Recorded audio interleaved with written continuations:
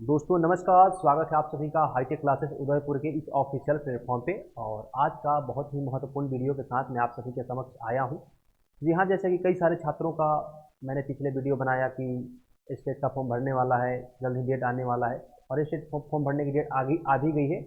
19 सितंबर से लेकर के 27 सितंबर तक बिहार स्टेट के लिए फॉर्म भरा जाना है। तो कई सारे छात्रों का सवाल था कि सर एग्रीकल्चर वाले जो स्टूडेंट हैं उनका सिलेबस क्या रहने वाला है।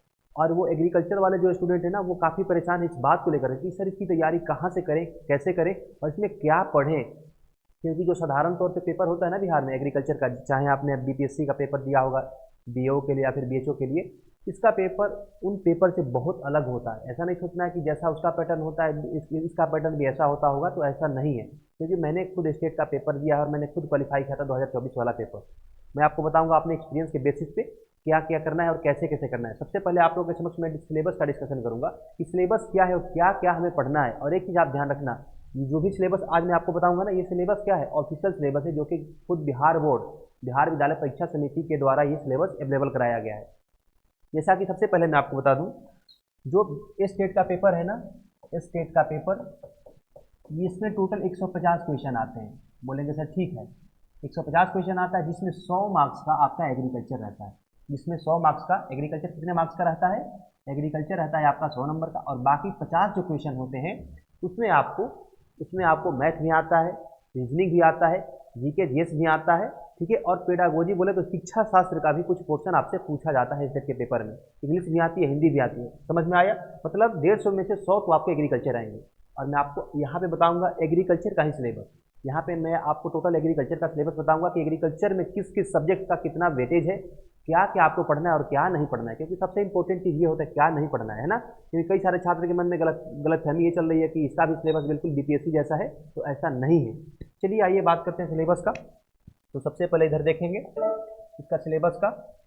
तो यूनिट 1 या फिर सिर्फ यूनिट कहा जाए तो ये एग्रीकल्चर वालों का सिलेबस, इसमें आप देखेंगे तो इसमें ecology and its relevance to man, मतलब इसमें आपसे पारिस्थितिकी तंत्र का जो बेसिक चीज़ें हैं ना उसके बारे में पूछा जाता है। बोले तो इकोलॉजी के बारे में आपसे इसमें पूछा जाता है।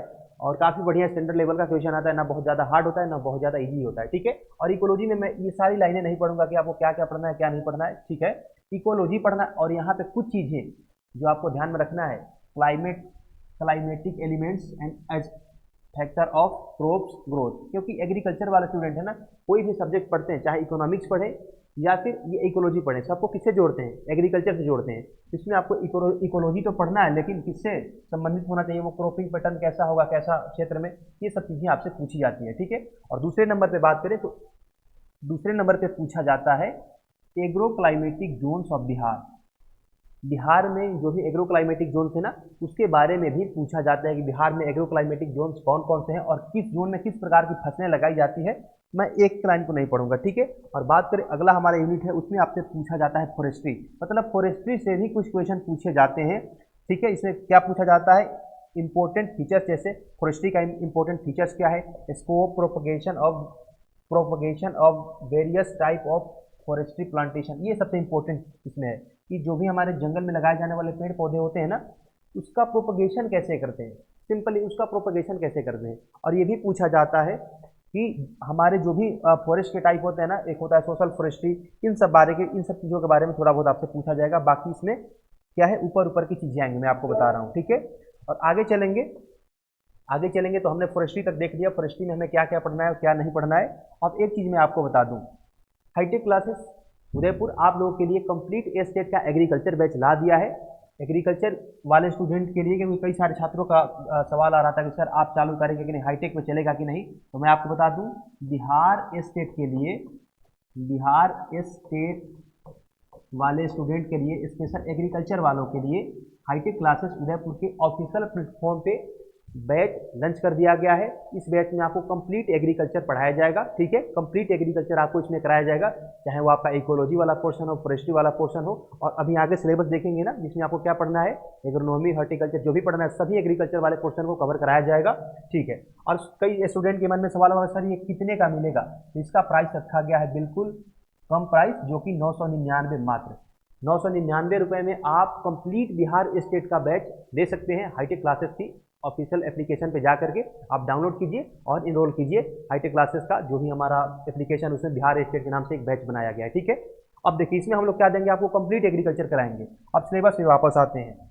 सिलेबस में बात करें तो यहाँ पे यूनिट 4 में आपको क्या पढ़ना है, वीड्स बियर कैरेक्टरिस्टिक, मतलब खरपतवार के बारे में पढ़ना है। ऐसा नहीं कि यहाँ पे सिर्फ लिखा है वीड्स तो केवल वीड्स और उसका लक्षण ही पढ़ना है। वीड से कई सारे क्वेश्चन पिछली बार भी पूछा गया था, तो इसमें आपको कंप्लीट वीड साइंस जो होता है ना उसको आपको पढ़ना है और इस बैच में आप लोगों को पढ़ाया जाएगा। ठीक है, मतलब ये एग्रोनॉमी वाला पोर्शन है।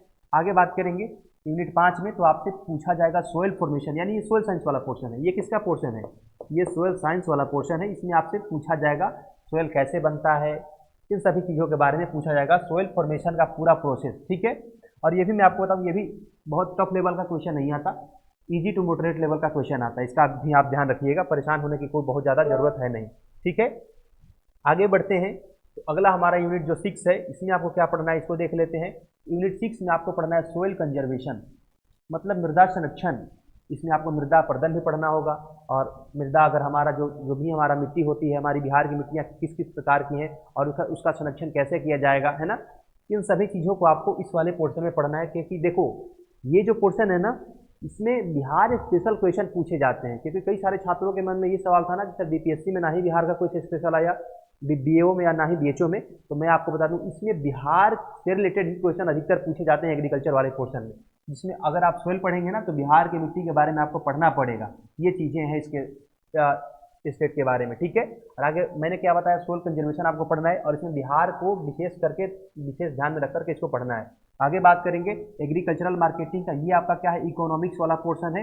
एग्रीकल्चरल इकोनॉमिक्स भी आपको पढ़ना है, तो आपको ये समझ में आया ना। अभी तक जितना मैंने बताया इसमें फॉरेस्ट्री आ गया, एग्रोनॉमी आ गया, और क्या आया, इकोलॉजी आ गया, और एग्रीकल्चरल मार्केटिंग बोले तो ये आपका आ गया इकोनॉमिक्स का पोर्शन। अभी इससे पहले हमने सोयल साइंस का भी पोर्शन कुछ देखा, तो आप इन चीज़ों को नोट करते जाना, एग्रोनॉमी, सोयल साइंस और इकोलॉजी तो हमने अभी देखा है ना। और आगे देखते हैं, आगे देखेंगे तो एग्रीकल्चरल एक्सटेंशन भी आपको पढ़ना है, मतलब इसमें आपको एक्सटेंशन एजुकेशन भी पूछा जाता है, और एग्रीकल्चरल एक्सटेंशन भी आपको पढ़ना पड़ेगा अगर आप चाहते हैं कि आपका भी स्टेट बढ़िया नंबर से निकले तो। ठीक है, फिर आगे बात करेंगे तो प्लांट ब्रीडिंग का हमारा पोर्शन आता है। अगला अपना पोर्शन क्या है, प्लांट ब्रीडिंग का। अब ये समझिए एग्रोनॉमी भी आपको पढ़ना पड़ेगा, इकोनॉमिक्स भी पढ़ना पड़ेगा, एक्सटेंशन भी, और किसी को नज़रअंदाज नहीं करना है कि चलो ये वाला पोर्शन छोड़ देंगे तो मेरा हो जाएगा।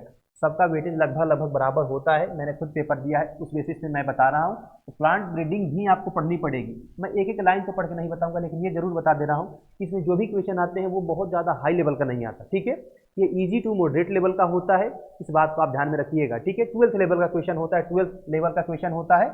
और हाँ, एक बात ऐसा भी समझना कि 12th इतना भी आसान नहीं है। ठीक है, 12th भी काफ़ी बढ़िया, जो बिहार बोर्ड की एग्रीकल्चर की बुक है ना उसको देखेंगे तो आपको समझ में आएगा उसका लेवल क्या है।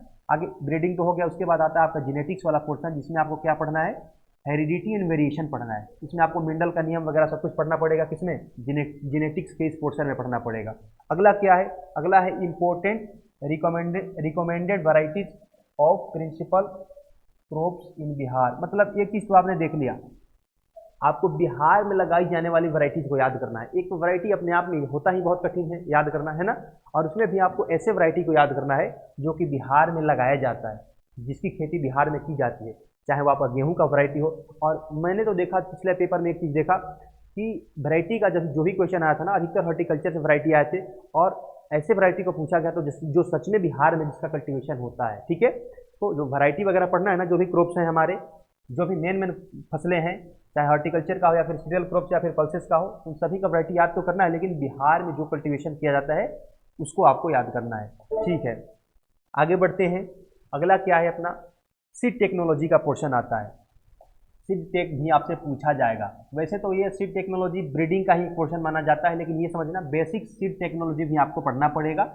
इसमें भी इजी टू मॉडरेट लेवल का क्वेश्चन आता है, तो आपको इस सब्जेक्ट को भी ध्यान में रखना पड़ेगा। ऐसा नहीं कि चलो मैंने सीड टेक को साइड कर दिया और आगे बढ़ते हैं, तो ऐसा नहीं करना है। और मैं आपको बताऊं, जितना भी आप सिलेबस देख रहे हैं ना, बिल्कुल लाइन बाय लाइन सिलेबस देख करके, और इसके लिए बैच आप लोगों को तैयार करके दिया गया है, जिसमें आपको कंप्लीट एग्रीकल्चर कराया जाएगा। अधिकतर क्लासें आपको रिकॉर्डेड मिलेंगी, लेकिन कुछ पोर्शन है उसको लाइव भी कराया जाएगा अपने इस स्टेट के जो बैच है उसमें। ठीक है, तो आप लोग का जो भी कंफ्यूजन होगा बैच से रिलेटेड, वो लोग हेल्पलाइन नंबर पे कॉल करके अपना कंफ्यूजन दूर कर सकते हैं। और बाकी किसी भी तरह का प्रॉब्लम आए बैच को लेकर के तो आप लोग कमेंट करके वीडियो में मेरे से पूछ सकते हैं, मैं आप सभी का कमेंट का रिप्लाई दूंगा। ठीक है, अगला क्या है पढ़ने के लिए?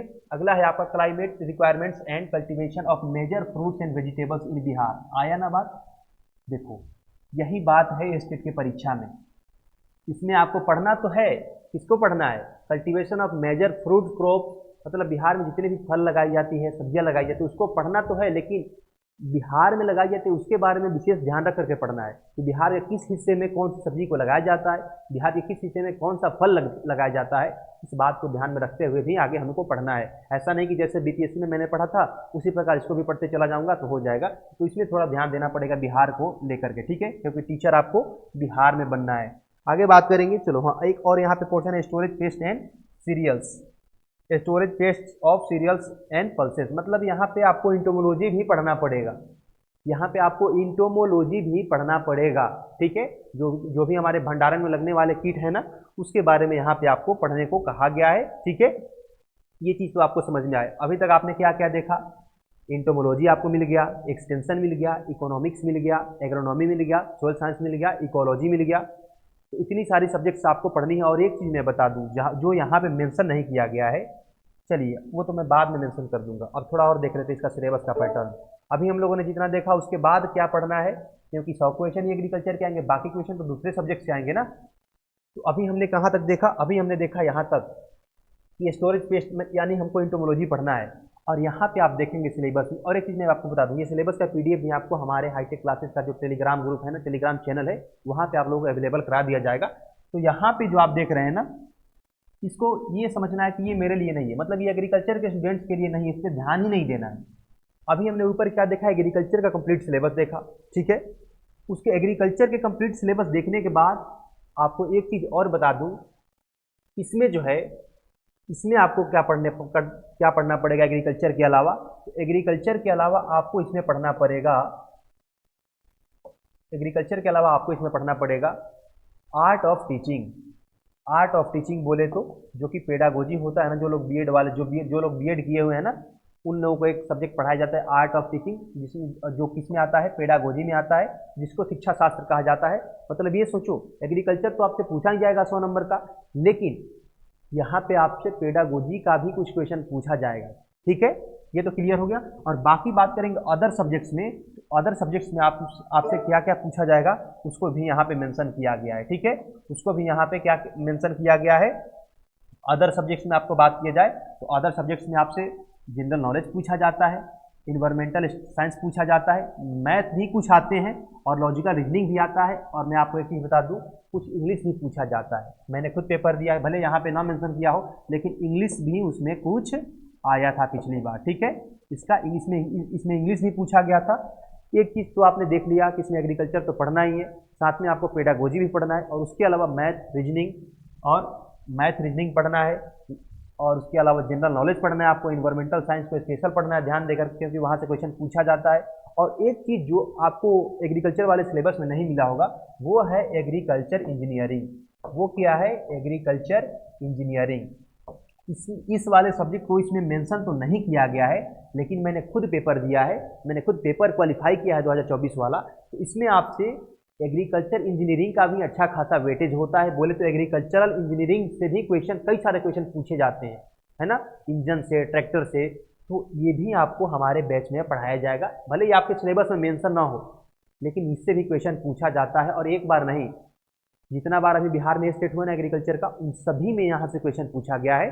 तो ये रहा कंप्लीट सिलेबस।